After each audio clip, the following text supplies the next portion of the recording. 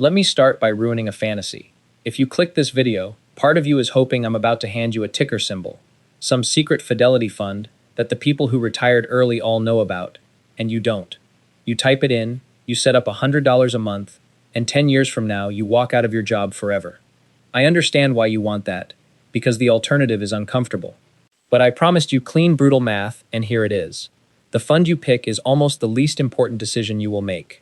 By the end of this video, you will know exactly what the important decision is, you will know the real number it takes to retire from zero, and you will know the 3 things to actually do this week. No hype, no magic ticker. Just the math the get-rich-quick crowd will never show you, because it doesn't sell a dream, it sells the truth. Let me show you why the fund barely matters, and I'm going to prove it on screen instead of just saying it. These are the 2 funds that people argue about for hours on the internet. The first one is FSKAX, Fidelity's Total Market Index Fund. The second is FZROX, Fidelity's Zero Total Market Index Fund. People treat this like a life or death choice, so let's actually look at what's inside them. The single biggest holding in FSKAX is NVIDIA, at 6.64% of the fund. The single biggest holding in FZROX is also NVIDIA, at 6.67%. The top 10 companies make up 32.15% of one fund and 32.14% of the other. Technology as a sector is 36.34% of one and 36.42% of the other.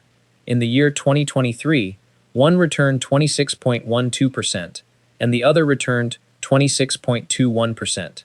In the crash of 2022, one fell 19.51% and the other fell 19.19%. Over the last 5 years, one averaged 11.76% a year and the other averaged 11.98%. Look at those numbers again. These are not 2 different funds. These are identical twins wearing different name tags. So what actually separates them? One thing, the fee. FSKAX charges you 0.07% a year. FZROX charges you 0, literally nothing. And here's the part that should stop you cold. On a $10,000 investment, that difference in fees is $7 a year. $7.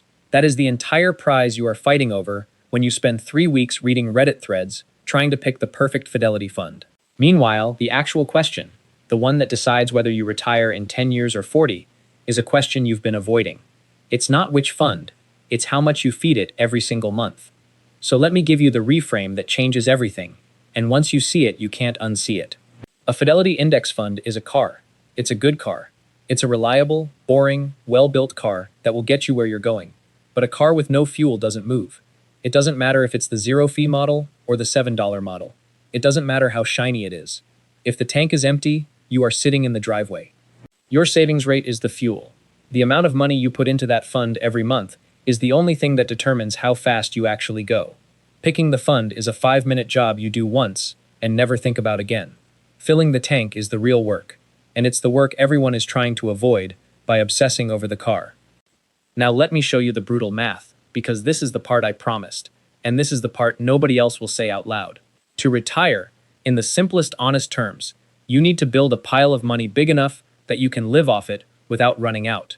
The most common rule people use is that you can safely withdraw about 4% of your pile each year. That's a rule of thumb, not a law of physics, and smart people argue about it, but it's a reasonable planning number.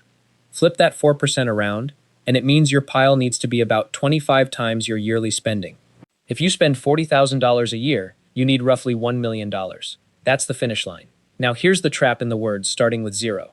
Starting from zero means you are not just growing money, you are building the entire pile from nothing, in 10 years, using only what you save.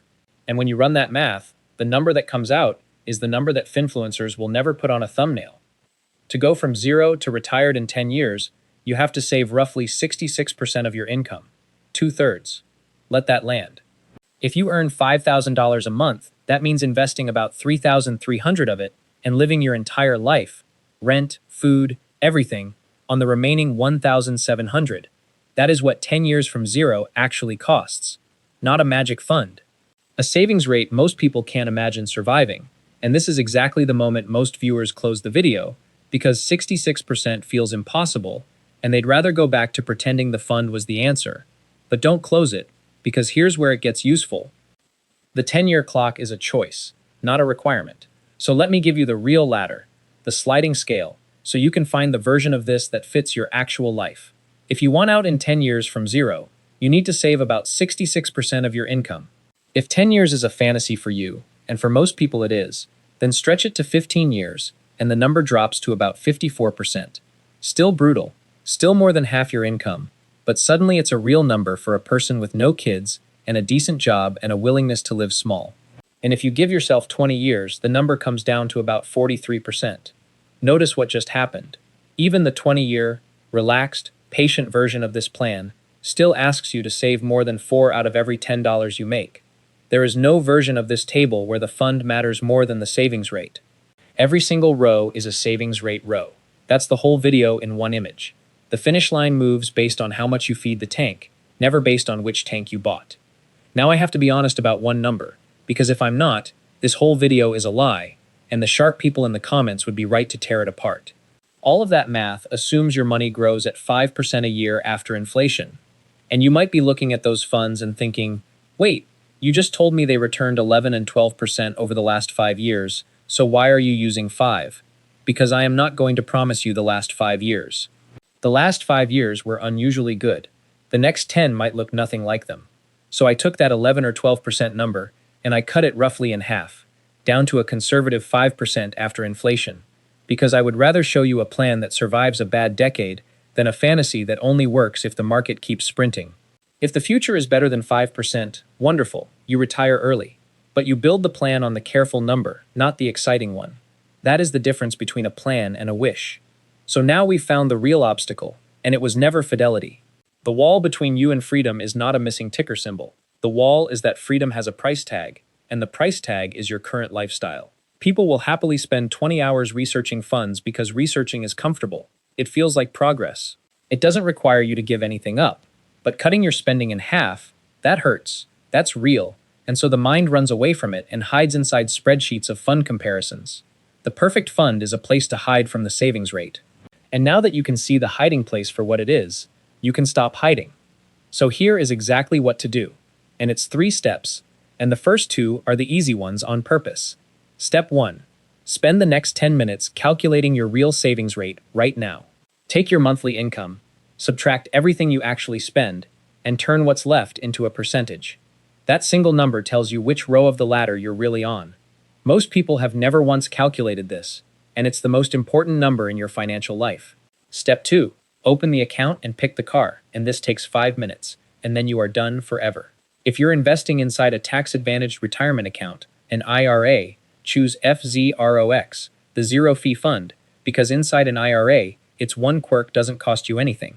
If you're investing in a normal taxable account, many people prefer FSKAX instead, because it's the more standard, more portable option if you ever leave Fidelity, and that flexibility is worth more than saving $7 a year. Set up an automatic monthly transfer into it, and then walk away. Step 3, and this is the one that actually changes your life. Stop looking at the fund. Close the app. Stop staring at charts and comparing tickers, because that game is over. You already won it in 5 minutes. Put all of that energy, every hour you were going to spend optimizing the car, into filling the tank. That means raising your income and cutting your expenses, because those 2 things move your savings rate, and your savings rate is the only lever that matters now. If your savings is 0, the best fund on earth cannot make you rich. But if your savings rate is real, even the boring $7 perfectly average index fund will absolutely get you there. So let me leave you with the truth this whole video was built to prove. There is no secret Fidelity fund. There never was. The 2 funds everyone fights over are twins that behave the same in a boom and the same in a crash. The thing you were searching for, the cheat code, the magic map, it doesn't exist. And the reason that's good news is that it means the power was never in some fund manager's hands. It was in yours the whole time. You don't need to find the perfect car. You need to fill the tank. Figure out your savings rate this week. That's the video. And here's the one thing I'll actually ask of you.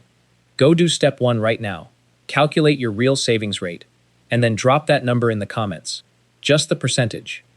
I want to see where this channel actually stands.